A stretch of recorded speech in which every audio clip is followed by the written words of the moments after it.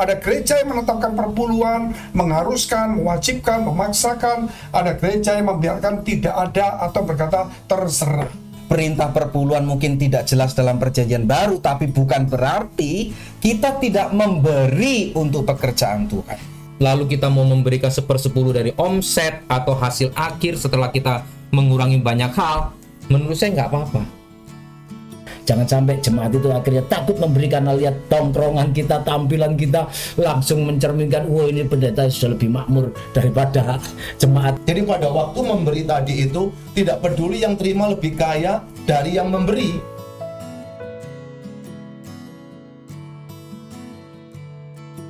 Shalom saudara yang dikasihi Tuhan, kita berjumpa lagi dalam acara Best Talk. Kali ini kita membahas tentang perpuluhan yang sangat sensitif di bagian gereja maupun bagian orang tertentu sehingga terjadi pro kontra. Ada gereja yang menetapkan perpuluhan, mengharuskan, mewajibkan, memaksakan. Ada gereja yang membiarkan tidak ada atau berkata terserah. Oleh sebab itu hari ini di sekitar kita ada beberapa rekan-rekan saya, seorang yang juga rata-rata sudah master dan sudah S3 juga. Silakan memperkenalkan diri, Pak. Ya, shalom, saya Doni Tatimu, Master Practical Ministry. Tuhan memberkati.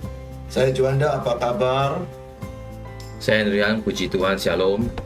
Saya Samuel Slamet, haleluya. Shalom, puji Tuhan, saya Daud Darmadi. Puji Tuhan, ini teman-teman semua, jadi ada yang S3, ada S2. Nah, ini pertanyaan pertama Bapak tentang perpuluhan. Apakah pendapat Bapak soal perpuluhan? Nah, silakan ada yang bisa membantu menjawab. Ya, mungkin dari saya Pak Fengki, apa menurut pandangan saya tentang perpuluhan? Memang ajaran perintah tentang perpuluhan itu munculnya di perjanjian lama.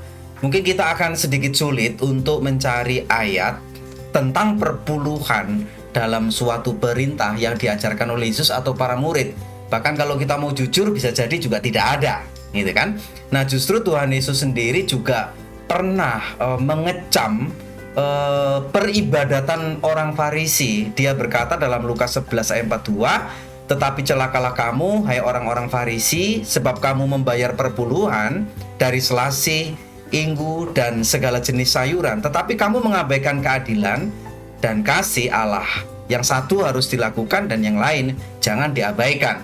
Nah, sehingga di sini sepertinya bahwa kita pahami Tuhan Yesus lebih mementingkan tentang kasih, tentang keadilan, tentang karakter daripada sebuah ritual ibadah. Nah, kita tahu bahwa perintah perpuluhan munculnya dalam hukum Taurat, dalam perjanjian lama. Dan Tuhan Yesus datang untuk menggenapi Taurat atau untuk menggenapi apa yang tertulis dalam perjanjian lama. Sehingga kita kalau mau diselamatkan kita nggak perlu disunat. Ini kan salah satu contoh.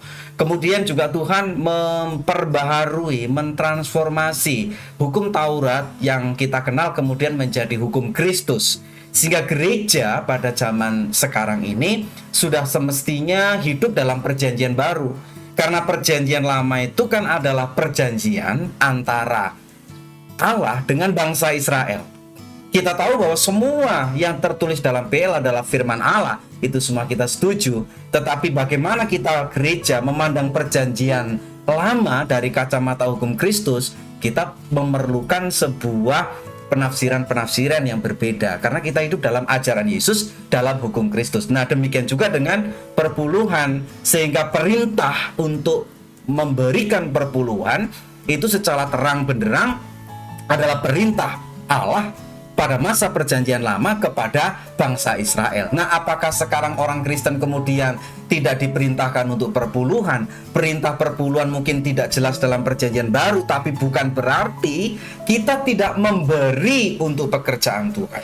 Kita harus tetap memberi untuk pekerjaan Tuhan, tetapi bukan dengan paksaan, tetapi pemberian yang kita berikan itu adalah harus dengan kerelaan hati. Karena 2 Korintus 9 ayat 7 juga mengingatkan, hendaklah masing-masing memberikan menurut kerelaan hatinya. Memberikan apa? Ya mungkin memberikan orang menghitung persepuluhan, ya boleh-boleh saja. Atau kurang dari persepuluhan, mungkin ya itu adalah iman dan kerelaan masing-masing, bahkan lebih dari 1/10 kalau dia memberi dengan rela hati, tidak dengan sedih atau tidak dengan paksaan, sebab Allah mengasihi orang yang memberi dengan sukacita, bukan memberi perpuluhan, tetapi orang yang memberi dengan sukacita. Kalau kita balik ke kecaman Yesus kepada ahli Taurat, orang memberi perpuluhan malah dikecam, tetapi orang memberi dengan sukarela mendatangkan kesukaan bagi Tuhan. Jadi itu menurut saya, pandangan saya tentang persepuluhan. Mungkin juga belum jelas ya. Inilah Bapak Pendeta Daud yang Iya. mewakili juga suatu dosen atau ketua sekolah tinggi teologi. Jadi kita akan tadi sudah mendengarkan, mungkin dari teman-teman juga Pak Don ini juga dari seorang penginjil. Jadi bukan gembala. Dan ini juga di tengah-tengah antara penginjil, dosen, dan juga gembala. Dan di sini juga ada calon dosen, ada gembala, dan saya juga gembala. Jadi saudara jangan ragu-ragu mendengarkan ini, karena kami dari kelompok berbeda, juga dari denominasi yang berbeda, dari pandangan atau tingkat pendidikan yang berbeda, juga dari fungsi jabatan atau organisasi, atau juga sebagai jawatan yang berbeda juga. Silakan yang lain.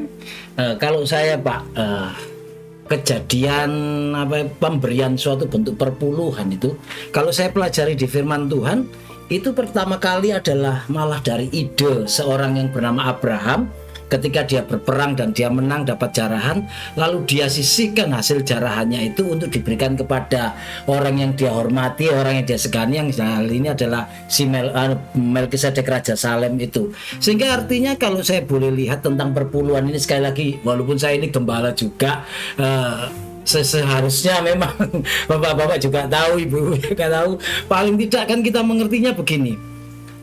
Dari kejadian ini, pemberian perpuluhan itu adalah ide dari seseorang yang merasa bersyukur tanpa ada perintah yang Tuhan turunkan langsung loh.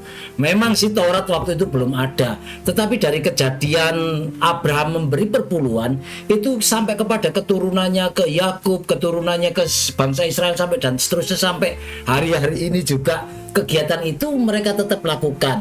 Satu hal yang harus kita tanamkan buat kita, kalau kita ini yang menerima perpuluhan, pastilah kita ini akan ajar orang itu, berilah maka engkau akan diberi suatu takaran yang digoncang-goncang, karena memang kita kepingin dapatkan gitu. Tetapi kalau ayat itu yang kena kepada kita, berilah, bagaimana kita ini mensikapi ini? Paling tidak kita harus tahu bahwa ini merupakan bentuk dari hati yang bersyukur, sehingga ketika kita memberi dengan hati bersyukur, itu pasti akan juga lebih senang, menyenangkan hati Tuhan daripada karena gengsi, karena takut terkutuk, karena takut kena hukum dan lain sebagainya. Mungkin dari saya demikian dulu. Ya, saya kalau boleh menyambung, tadi sudah disampaikan Matius 23 itu dikatakan, celakalah hai ahli Taurat dan orang Farisi, kamu orang munafik. Artinya orang munafik itu kan orang yang bertopeng ya.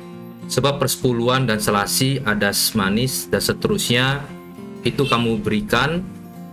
Tetapi Tuhan ngomong begini, yang satu harus dilakukan dan yang lain jangan dilupakan. Yang satu harus dilakukan itu apa? Ya perpuluhan itu. Tapi yang lain jangan dilupakan.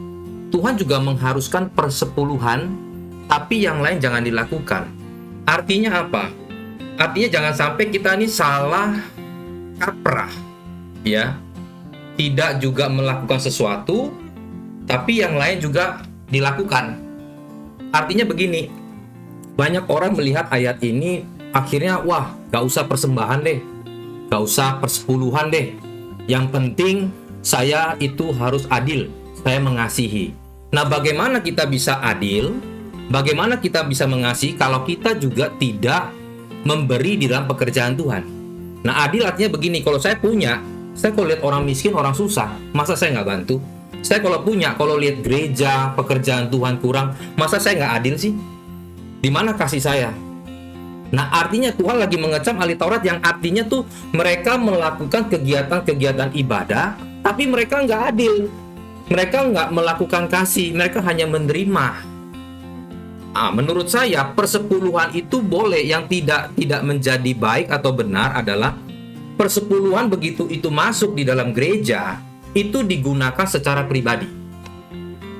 Lalu kalau misalkan ada orang yang nggak persepuluhan, lalu orang tersebut, wah mohon maaf ya, mungkin diancam, nanti pekerjaan kamu bangkrut, lalu kamu bisa kena penyakit ini dan itu. Nah menurut saya itu yang nggak benar. Jadi sesuatu yang sudah benar itu tidak boleh kita jadikan salah karena satu hal yang lain. Nah jadi artinya yang salah juga begini, orang akhirnya menangkap persepuluhan itu dari mana? Banyak kan orang ngomong persepuluhan itu dari apa? Dari omsetnya. Kalau nggak omset itu belum persepuluhan. Kalau kamu sudah potong operasional, kebutuhan anak dan istri, semua kebutuhan dapur, kamu kasih 1/10, itu yang masih belum lengkap. Nah, menurut saya aturan-aturan itulah yang sebetulnya menjadi salah. Tetapi kalau memberi kepada Tuhan, lalu kita mau memberikan 1/10 dari omset atau hasil akhir setelah kita mengurangi banyak hal, menurut saya nggak apa-apa. Itu, jadi jangan sampai kita melakukan yang satu tidak lakukan. Karena Tuhan juga katakan harus dilakukan, tetapi yang lain jangan diabaikan. Karena pada saat itu ahli Taurat dan orang Farisi, dia melakukan hal itu tapi tidak ada keadilan dan tidak ada kasih. Kalau menurut itu Pak? Mungkin ahli Taurat saat itu, dia itu cuma memikirkan menjadi ahli Taurat atau orang Farisi karena dia tidak punya pekerjaan atau dia mengingini sesuatu. Sehingga dia cuma ngomong tentang perpuluhan, yang lain tidak dibicarakan. Ada yang lebih utama daripada perpuluhan. Dia tidak bicarakan karena tidak menguntungkan dia. Tetapi dia mencari sesuatu yang menguntungkan. Sehingga Tuhan bicara seperti itu. Jadi kamu lakukan ini, yang lain tidak dilakukan. Sehingga Tuhan memberitahu bahwa yang utama kasih dan adil itu jangan sampai diabaikan. Justru yang perpuluhan tadi dikatakan jangan diutamakan. Mungkin dengan kata-kata seperti itu ya. Silakan yang lain. Wow, ini menarik sekali diskusi kita tentang Perpuluhan. perpuluhan itu terjemahan lama. Kalau terjemahan baru mempergunakan persepuluhan, maka memang ukurannya 1/10 dari apa yang perlu kita berikan. Tetapi persoalan ini akan panjang sekali sejak adanya gereja sampai gereja tidak ada nanti akan dibicarakan terus karena terkait dengan omset, Pak. Ya, Ya, penghasilan. kan penghasilan, pemasukan Dan itu juga kan kegiatan gereja juga. iya perlu diperjuangkan juga kan. Makanya ada demo-demo kan untuk meningkatkan penghasilan juga. Mungkin juga ini adalah sedikit masukan yang coba saya kompres. Ketika bicara persepuluhan, ada 3 kajian pendekatan. Yang pertama adalah terkait pendekatan teologis. Apa yang dikatakan oleh Alkitab, apa yang ditulis itu, dan bagaimana kita memahaminya. Tapi yang kedua adalah pendekatan dogmatis. Pendekatan dogmatis adalah apa yang dikaji oleh beberapa ahli teologi dalam denominasi tertentu, kemudian diambil kesepakatan untuk diberlakukan sebagai aturan di sebuah sinode. Tapi yang ketiga adalah pendekatan praktis, yaitu personal dalam memutuskan apa yang harus dia berikan, apakah dia mengikuti apa yang dikatakan secara teologis, ataukah dia lebih mempermudah diri mempergunakan pendekatan dogmatis. Biasa kita ini kalau bicara itu, bapak-bapak, saudara, kita pasti akan merujuk kepada hukum Taurat. Padahal sebelumnya sudah disajikan ketika Abraham mempersembahkan persepuluhan kepada Melkisedek. Ketika kita bicara tentang Taurat, ada 3 hukum utama di situ. Yang pertama terkait dengan moral, yang seringkali oleh para teolog berlaku terus horizontal. Tapi ada pendekatan kedua, seremonial dan yudisial. Menurut beberapa teolog itu berlaku untuk orang Yahudi. Jadi kalau moral itu artinya perbuatan baik, saling mengasihi, itu universal. Tapi kalau seremonial itu upacara-upacara, termasuk di dalamnya adalah persembahan. Boleh makan ini atau tidak boleh makan ini. Kalau yudisial itu sanksi-sanksi. Kalau tidak lakukan ini, engkau akan seperti ini. Maka ketika kita melihat hukum Taurat, tidak bisa dipilah-pilah begitu aja. bagaimana kita suka ini atau tidak suka itu. Tapi menariknya adalah seperti yang dikatakan oleh Pak Fengki maupun Pak Henry Ang, maupun diawali oleh Pak Daud dari Injil Matius tadi, memang perlu ada pemahaman keseimbangan. Karena ketika seseorang ingin memberikan persepuluhan, Pak, apakah itu tidak hukum Taurat? Pada waktu belum ada hukum Taurat sudah ada aturan itu. Dan ini mungkin diadopsi oleh pajak 10%. Masa untuk pajak kita berani memberi, tapi untuk pekerjaan Tuhan tidak memberi? Andaikan itu dituduhkan sebagai kaitan dengan hukum Taurat, ya kita bisa berkata, saya melakukan itu karena keputusan personal, pribadi, praktis. Saya lakukan itu, saya memberikan perpuluhan, saya memberikan dengan sukarela. Semestinya orang Kristen itu harus mengikuti Roma 12 ayat pertama. Persembahkan tubuh kita sebagai persembahan yang kudus, hidup, dan berkenan. Itu ibadah yang sejati. Maka minimal orang Kristen harusnya 11%. Karena di atas dari 10%. Tapi persoalan 10% aja setengah mati. Apalagi 11. Maka saya lebih mengarah ini kepada kedisiplinan memberi. Ya, kalau saya mungkin lebih melihat dan memperhatikan sama seperti yang sudah dibahas teman-teman, Pak, value atau nilai di balik pemberian yang diberikan. Dan sama seperti Sam tadi katakan bahwa memang setuju bahwa itu dimulai dari Abraham. Dan bahkan ada beberapa orang percaya bahwa itu sebenarnya adalah budaya yang biasa dimiliki oleh orang-orang Mesopotamia. Tetapi kalau ditanya pada Abraham, kenapa Abraham memberi 1/10 kepada Melkisedek? Sebenarnya itu kan ada dalam konteks ketika Raja Sodom meminta sesuatu dari Abraham. Dan Abraham berkata, kalau saya memberi apa yang engkau minta, nanti engkau berpikir bahwa jangan-jangan Abraham berhasil hanya karena Raja Sodom.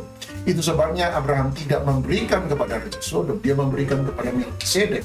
Berarti nilai di balik 1/10 nomor 1 buat saya, pemberian, persembahan secara umum kepada Tuhan adalah pengakuan bahwa Tuhanlah sumber keberhasilan saya, Tuhanlah sumber kesuksesan dalam kehidupan saya, Tuhanlah sumber berkat dalam hidup saya. Yang kemudian saya setuju bahwa kemudian diadopsi oleh hukum Taurat dari kebiasaan keluarga Abraham. Sebab kita temukan bukan cuma Abraham yang melakukan itu, Ishak, dan yang paling jelas Yakub melakukan hal yang sama, sehingga Israel sebagai keturunan Abraham mengadopsi kebiasaan ini. Yang kedua tadi sudah dibahas panjang lebar di Matius 23. Prinsip kedua dari persembahan persepuluhan adalah bukan berarti saya memberikan persembahan kepada Tuhan ataupun 1/10, bukan berarti meniadakan tanggung jawab saya untuk melakukan yang lain. Dalam hal itu keadilan, murah belas kasihan, dan kesetiaan atau iman. Jadi buat saya adalah seringkali orang berkata, saya sudah kasih persepuluhan kok. Ya nolong orang, iya itu urusannya gereja kan, uang saya sudah di gereja. Atau, oh saya kan sudah beri persepuluhan, ada orang susah, ya udah saya kan sudah ngasih ke persepuluhan. Sehingga kita menjadikan itu alasan juga sebagai tameng untuk kemudian berkata, saya sudah memberi persembahan, sehingga saya tidak berkewajiban lagi untuk kemudian melakukan tindakan belas kasihan, keadilan, dan iman atau kesetiaan. Ketiga, menurut saya adalah Tuhan Yesus mengingatkan tentang perumpamaan orang ahli Taurat, orang Farisi, dan pemungut cukai. Yang ketika satu memukul-mukul dada, orang Farisi kemudian berkata, oh aku bangga, aku puasa sekian hari dalam seminggu, dan aku memberi persepuluhan. Artinya, tindakan persembahan itu kemudian dijadikan todongan pada Tuhan. Artinya Tuhan harus menolong saya harus selamat. Loh, kenapa? Ukuran keselamatan, ukuran kerohanian saya didasarkan pada jumlah persembahan yang diberikan. Dan kalau mau jujur, seringkali orang kaya memang lebih dihargai oleh beberapa institusi gereja sebab berdasarkan jumlah donasi yang diberikan. Dan itu yang terjadi, yang menjadi kritik Tuhan Yesus, bahwa ternyata persembahan bukanlah ukuran kerohanian seseorang. Dan yang terakhir, keempat, menurut saya ada pada 1 Korintus ketika Paulus tadi sempat dikutip oleh Pak Daud, bahwa Paulus mengingatkan bahwa ketika kita memberi apapun juga itu, persembahan termasuk persepuluhan, ketika kita memberi, itu bukan menjadi sesuatu yang dipaksakan. Nah, tadi Pak Henry Ang sempat bilang, kemudian kita diintimidasi ataupun dimanipulasi ya. Manipulasi artinya dibohongi, oh kalau kamu memberi persembahan nanti kamu akan diberkati. Kalau enggak memberi, intimidasi. Belalang perahap, belalang pengiring, keluar semua yang di Maliaki, keluar itu belalang-belalang. Dan kalau tidak terjadi itu lama-lama dipersekusi. Gitu ya. Setelah manipulasi nggak bisa, intimidasi nggak bisa, takutnya dipersekusi. Dan buat saya, Paulus mengingatkan kepada kita bahwa berilah dengan sukacita dan tidak ada keterpaksaan. Tadi Paulus mengingatkan. Dari buat saya, 4 prinsip utama itulah yang kemudian harus menjadi pemandu dan pemikir utama bagi kita ketika kita memberi persembahan apapun juga kepada Tuhan, dan termasuk di dalamnya adalah persepuluhan. Mewakili gembala, pendeta, hamba Tuhan yang menerima perpuluhan ini, Pak. Paling tidak itu kita juga harus mendidik jemaat itu supaya mengerti bahwa ketika mereka memberi persembahan perpuluhan itu bukan karena ada ancaman atau ada suatu kewajiban sehingga akhirnya mereka terpaksa, tetapi biar kiranya para hamba Tuhan ini juga tahu kalau di Maleakhi pasal 3 itu kan biasanya ayat yang ke-10 jadi gacuan mereka ayat untuk menekan jemaat kan, bawalah persembahan perpuluhan ke perbendaharaan rumahku. Nah, seringkali kalimat perbendaharaan rumahku itu diartikan oleh gembala-gembala, pendeta-pendeta yang dalam hal ini yang mengelola perpuluhan secara pribadi sendiri itu adalah gereja yang dia pimpin, adalah gereja yang dia, kenapa kok ayat ini ada? Mereka lupa bahwa sesungguhnya saat itu gereja tidak ada saat itu. Bahkan rumah Tuhan saat itu kan belum dibangun di zaman Maleakhi ini, karena lagi mengalami suatu tekanan, suatu himpitan. Orang Israel kan lagi bingung dengan dirinya sendiri sampai lupa dan mengabaikan kewajibannya untuk Tuhan. Makanya ayat ini muncul. Sehingga hari ini juga kalau kita mau menyampaikan kepada jemaat, seringkali kan jemaat juga berpikir, wih, kalau aku kasih ke gereja, tak lihat aku masih naik sepeda motor, Pak Gembala, Bu Gembala sudah branded semua, mobilnya juga tidak mau yang makan rumput katanya gitu, yang makan daging. Bayangkan kayak Jaguar gitu kan, wah jangan-jangan lebih kaya, tapi pendetanya tidak mau kalah kena ayat ini. Tetapi ayolah kita kembali lagi selaku gembala-gembala dan pendeta, bahwa sesungguhnya kalau kita kembali lagi tentang perpuluhan, ingatlah di Ulangan pasal 26 itu ayat yang ke-12 jelas loh, di situ perintahnya tentang perpuluhan, bahwa apabila dalam tahun ketiga, tahun persembahan perpuluhan, engkau sudah selesai mengambil segala persembahan perpuluhan dari tanahmu itu, maka haruslah engkau memberikannya satu kepada orang Lewi. Nah, yang terwakili ini adalah gembala, hamba Tuhan, pendeta. Tapi tidak di situ juga ada untuk orang asing, ada untuk anak yatim, ada untuk kepada janda, supaya semuanya ini terbagi dengan rata. Nah, pertanyaannya sekarang buat kita semua ini, para penerima-penerima ini, sudahkah kita ini berlaku adil kalau jemaat mempercayakan persembahan perpuluhan kepada kita? Lalu betul-betulkah kita menjadi bendahara yang baik? Sehingga kita bukan cuma membesarkan pastori kita, membesarkan gereja kita, membesarkan orang-orang di sekitar kita. Paling tidak, apalagi di momen-momen seperti mendekati Natal-Natal ini, sudahkah perpuluhan-perpuluhan yang kita terima ini bisa kita rasakan dan kita bagikan juga kepada orang lain yang seperti di Ulangan ini? Bukan cuma perbendaharaan itu adalah rumah gerejanya sendiri, tapi betul-betul kalau kita lihat ini orang-orang yang membutuhkan. Itu pesan buat kita semua para gembala hamba Tuhan. Jangan sampai jemaat itu akhirnya takut memberi karena lihat tongkrongan kita, tampilan kita, langsung mencerminkan, wah ini pendeta sudah lebih makmur daripada jemaat. Itu nanti membuat jemaat makin takut lagi memberi dan tidak percaya kepada pendeta. Mungkin itu yang bisa saya. Bagaimana dengan seorang janda miskin yang Tuhan memang melihat persembahan itu? Ketika janda miskin itu memberikan uang sedikit dan orang lain banyak sekali, tapi Tuhan itu memuji janda itu. Walaupun jumlahnya kecil, kan Tuhan berkata dia memberi dari seluruh kehidupannya, jadi bukan dari kelimpahannya. Mungkin ada seperti ini bagaimana? Terus ada juga Tuhan berkata dalam firman Perjanjian Lama, ujilah aku. Terus ada juga berkata, dikatakan bahwa siapa yang tidak memberi menipu Tuhan. Ini kan ayat-ayat sebenarnya kita harus kumpulkan semua toh, supaya kita jadi bijaksana. Kalau kita ambil satu ayat membenarkan diri, satu ayat membenarkan, kita akan berantem. Jadi ayat ini begitu banyak sekali, termasuk Ananias yang memberikan persembahan janji, terus padahal itu hadiah, mau kasih berapa saja terserah, tapi dia menipu. Nah, jadi menipunya ini yang persoalan bukan jumlah uangnya, Ini ada begitu banyak cerita. Silakan Bapak-bapak. Ya, dari saya Pak. Jadi perintah perjanjian baru itu jelas. Kita memang diperintahkan untuk memberi. Kita sebagai orang percaya anak Tuhan, kita memberi.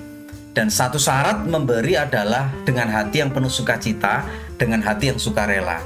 Nah, biasanya pengalaman yang lalu-lalu bahwa di akhir tahun atau awal tahun kadang-kadang begitu banyak teman-teman kita memaksakan untuk bukan hanya persepuluhan, ditambah lagi lebih dari persepuluhan namanya buah sulung, ya kan, atau persembahan syukur akhir tahun atau persembahan buah sulung. Itu biasanya gaji pertama di bulan pertama atau penghasilan pertama di tahun pertama dipersembahkan semuanya untuk Tuhan.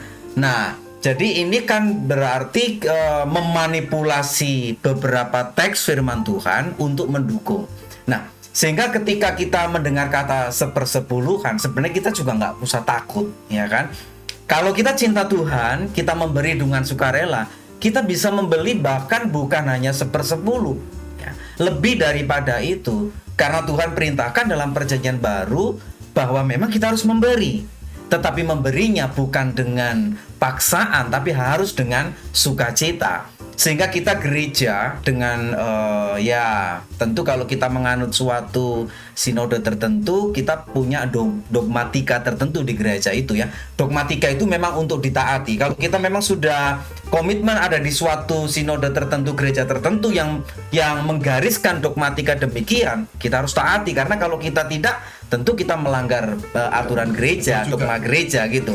Tetapi apa yang tertulis di dalam firman Tuhan adalah kita disuruh untuk memberi dengan sukarela. Saya percaya bahkan kalau kita cinta Tuhan, kita sudah memberi kepada gereja, kemudian melihat orang-orang lain yang membutuhkan, pasti hati kita juga tergerak oleh belas kasihan. Dan ketika kita memberi, pasti Tuhan juga mempercayakan banyak berkat kepada kita. Loh, ini anakku setia sekali dalam memberi.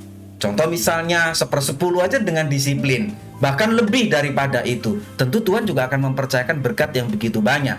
Nah, saya percaya di antara orang percaya juga punya pengalaman seperti itu. Tetapi ketika kemudian hamba Tuhan gereja, institusi mengatasnamakan apapun, memaksakan, kemudian mengintimidasi, lah ini saya pikir juga adalah cara-cara yang tidak benar.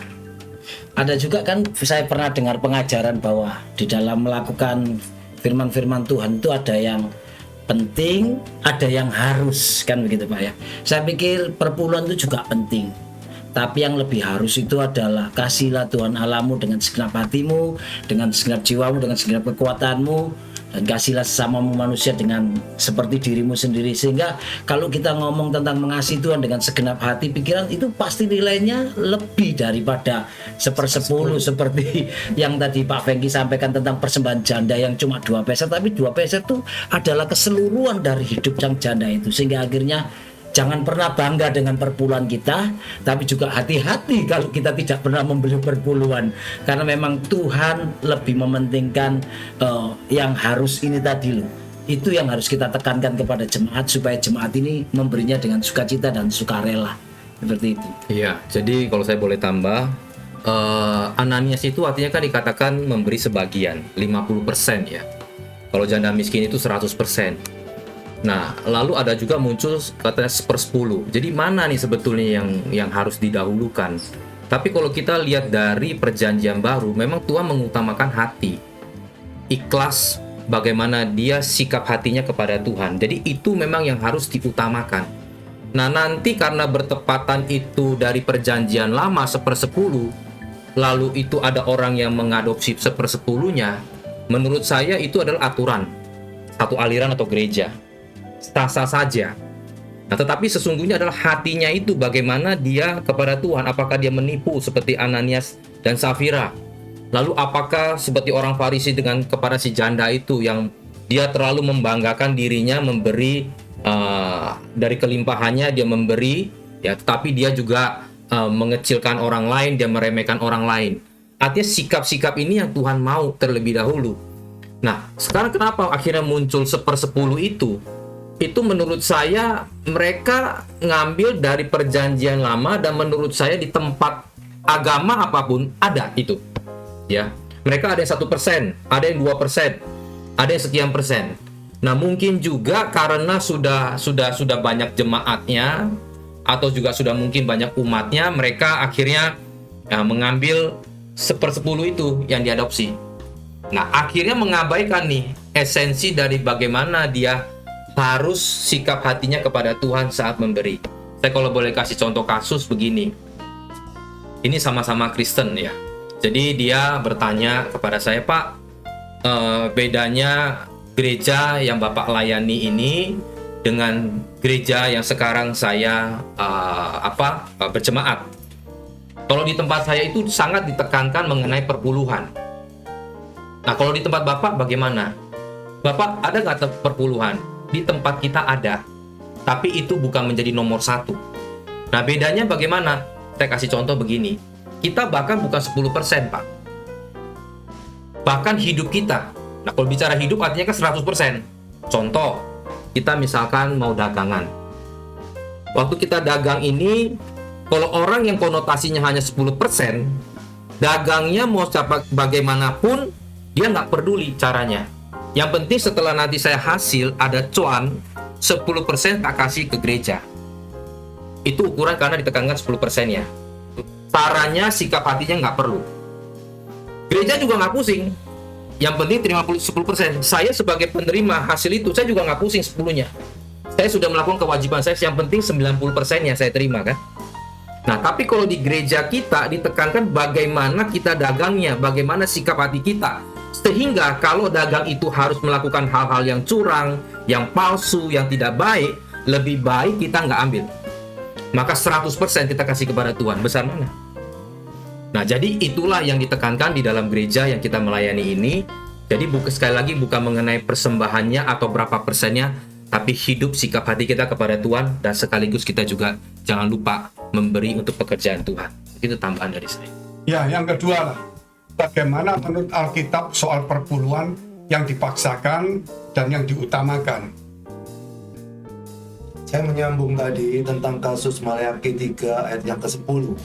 Karena ini biasa dijadikan dasar hukum untuk mengatur persepuluhan. Sesungguhnya pada waktu mempelajari itu perlu membaca dari ayat yang ke-6 hingga ayat yang ke-12, karena itu ada satu kisah tentang persoalan bagaimana Tuhan sudah memelihara orang-orang Israel dalam pembuangan, khususnya orang Yehuda.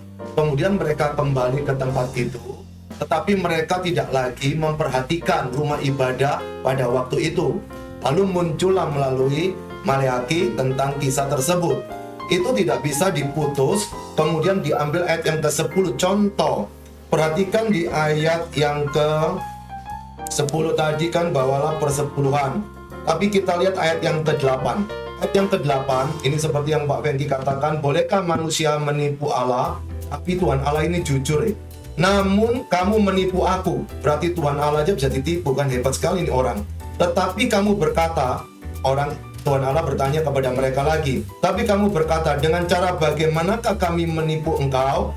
Kemudian jawabannya, mengenai persembahan persepuluhan dan persembahan khusus. Di situ ternyata ada dua jenis persembahan, yaitu persepuluhan dan persembahan khusus. Namun penekanannya ternyata kembali lagi kepada ukuran. Yang dipakai cuma persembahan persepuluhan, persembahan khususnya tidak. Pada itu satu paket, karena mempergunakan kata dan. Jadi dua-duanya harus berjalan untuk memberikan bagian miliknya bagi pekerjaan orang-orang Lewi, karena mereka ada 12 suku Pak ya. Lalu satu suku ini kan tidak dikasih tanah. Lalu hidupnya dari mana? Yaitu dari 11 suku ini masing-masing kasih 10. Mestinya lebih kaya loh orang Lewi itu. Bayangin 10, 110% itu. Memang enak bekerja di ladang Tuhan itu. 110% Pak ya Pak. Tapi saya ingat ini Rick Warren atau bosnya Colgate, awalnya 10, lama-lama dia cuma hidup dari 10%, 90%-nya untuk pekerjaan Tuhan. Nah, di sini ada dua yang bisa saya sampaikan ketika bicara tentang persembahan, dalam hal ini persepuluhan. Pertama, kedisiplinan. Bagaimana kita menata hidup kita tetap memberi untuk pekerjaan Tuhan.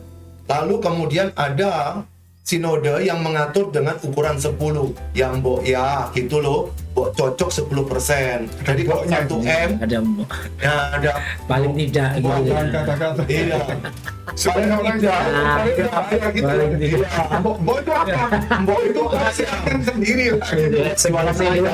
Bisa tidak. Gesi dulu. Itu. Nah, semoga memberikan itu minimal 10%. Jadi kalau memang menerapkan itu dengan jujur dapat 1 miliar, ya 10% diberikan. Kalau mau menerapkan dengan jujur. Tapi kalau mau masih ragu-ragu, ya janganlah proklamasi teriak-teriak menjelekkan yang tidak memberikan 10%. Kalau memang dapat untung 1 triliun, ya 10% kasihkan ke pekerjaan Tuhan. Jangan ada hitung-hitungan karena ini bicara tentang kedisiplinan. Tapi yang kedua, kedewasaan. Jadi pada waktu memberi tadi itu tidak peduli yang terima lebih kaya dari yang memberi. Karena di situ kita memberi untuk pekerjaan Tuhan, bukan untuk orang tersebut. Itu cuma sarana bagaimana mereka menerima uang kita. Sama juga kita naruh uang di bank kan, bank itu lebih kaya, tapi kita pinjemin uang kita di situ. Namun demikian, kembali pertama kedisiplinan, kedua kedewasaan, yang terakhir adalah keputusan. Itu dari saya, Pak. Silakan. Kalau saya Sisa ditanya, 5 menit. ya, Iya. kalau saya ditanya, Pak Daud berapa yang harus diberi untuk Tuhan? Mungkin memang akan dengan cepat saya akan jawab ya 1/10 harus saya beri sama Tuhan. Bukan karena kemudian saya berdasarkan sebuah perintah perjanjian lama, tidak. Tapi itu sebuah komitmen dari awal bahwa memang saya harus membeli 10%. Nah, apakah saya berbeda dengan perkataan saya yang tadi? Tidak, ya kan? Karena memang apa? Sebuah keputusan pribadi.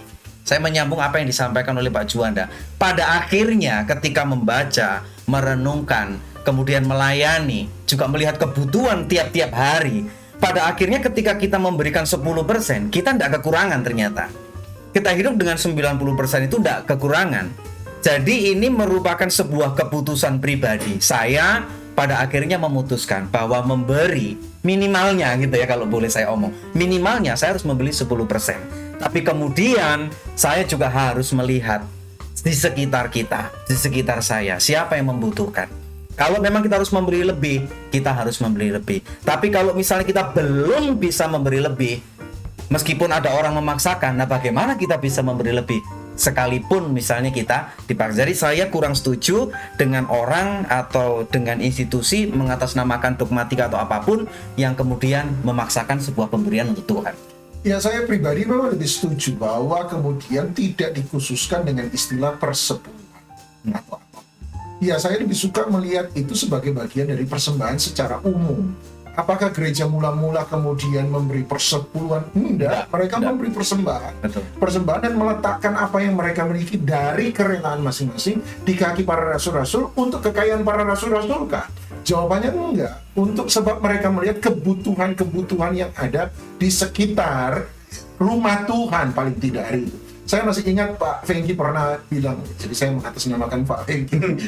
Iya, kalau kamu ada di rumah Tuhan dan melihat lampu ini kok sudah kurang terang, ya daripada kamu ngomel ini gereja gimana sih, masa lampu nggak peduli. Ya udah, selesai ibadah, kalau kamu mampu, ya kamu belikan lampu, kamu naik dan kamu ganti. Ketika melihat kebutuhan itu, penuhilah kebutuhan itu. Dan ketika kamu memenuhi kebutuhan itu, maka itu adalah sebuah persembahan kepada Tuhan. Daripada kemudian kita memprotes tanpa berbuat apa-apa. Tapi persembahan adalah bagian dari saya ikut mengambil bagian dari sebuah pekerjaan Tuhan yang besar, melayani umat Tuhan dan melayani sesama. Seperti yang dikatakan tadi bahwa Matius 23, jangan karena merasa sudah memberi persembahan, kemudian tugas yang ini, itu kan sudah urusannya Pak Gembala, ini sudah urusannya pendeta, tanpa pernah mau ikut mengambil bagian itu. Menurut saya Tuhan lebih suka dapat orangnya daripada uangnya, sebab kalau dapat orangnya dia dapat uangnya, seharusnya kan begitu. Betul. Makanya banyak perempuan tuh cari orang kaya, dapat orangnya, dapat uangnya. Dia cuma cari kekayaannya, dia nggak cari orang. Gitu.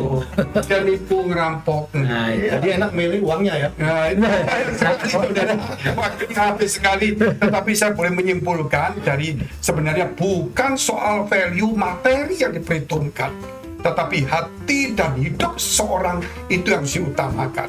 Kalau kita bicara soal orang Lewi, memang dia butuh, karena itu sudah diputuskan bersama-sama satu negara, satu masyarakat, bahwa ini tidak boleh kerja, dapatnya seperti itu keputusan. Sehingga kalau kita bicara itu juga dalam gereja juga berkata bahwa harus ada makanan di gereja, itu keputusan gereja, bukan harus per 10, 20%, 30%, bukan bicara itu. Kita harus merangkum semua firman dan latar belakangnya. Nah, kenapa perpuluhan itu muncul? Itu juga karena ada orang kikir Betul. yang egois itu. Lihat saya, Pak. Nah, saya itu kan cari kekayaan itu tadi. Jadi orang kikir ini yang tadi tidak memperhitungkan semuanya, dia terpaksa kena ayat itu. Tetapi sebenarnya juga ada orang kikir terpaksa mancing berkat. Saya tidak pernah lihat situ aja. Jadi ada orang yang mancing berkat gitu loh. Jangan-jangan jemaat tadi kena tuh. Jadi ada yang mancing berkat itu juga bahaya. Nah, yang penting gini, persepuluhan itu atau persembahan, kita nggak mau bicara banyak lah, ya. Itu untuk kesejahteraan atau untuk kekayaan pribadi? Itu harus dipikirkan. Kalau untuk kekayaan pribadi, walaupun per 1% tidak bagus. Kalau untuk kesejahteraan mau 100%, oke. Tadi dikatakan ada 50%. Jangan kaget, Pak. Amerika itu orang akan memberi 50%. Perusahaan itu karena kalau nggak dia kena pajaknya banyak. Sehingga dia bukan hero, pahlawan, ya, bahwa dia itu memberi banyak, bukan, mengurangi pajak dia, masukkan ke yayasannya dia sendiri. Ada banyak, makanya saya bilang itu masing-masing untuk apa. Itu juga bisa kita berkata untuk operasional, oke. Tetapi apakah itu ketamaan? Kalau operasional, kenapa gereja lain kurang, kamu semakin megah-megah gede, ya, terus operasional begitu besar, apa dia nggak betul operasional? Nah, ini harus pikirkan kesejahteraan untuk kekayaan pribadi, operasional atau ketamakan. Yang penting jangan menghakimi lah. Jadi kita harus melihat motivasinya. Tuhan berkata bahwa dikatakan aku atau mamon, sehingga kita harus hati-hati, hamba Tuhan atau hamba uang. Sehingga dikatakan Lukas 16 ayat 14, semua itu didengarnya oleh orang-orang Farisi, hamba-hamba uang itu, dan mereka mencemoohkan dia. Paling mudah, saudara, boleh saya katakan, jangan suka menghakimi. Setiap organisasi punya pandangan sendiri. Kalau kita nggak cocok dengan organisasi situ, jangan repot cari yang cocok bagi saudara. Karena ini masalah pelik sekali, tidak bisa menghakimi, tidak bisa menyalahkan. Semua gereja, semua negara punya peraturan. Yang penting memperkaya diri sendiri atau untuk kesejahteraan, operasional atau ketamakan, hamba uang atau hamba Tuhan. Pikirkan itu semua masing-masing. Sampai jumpa. Tuhan Yesus memberkati.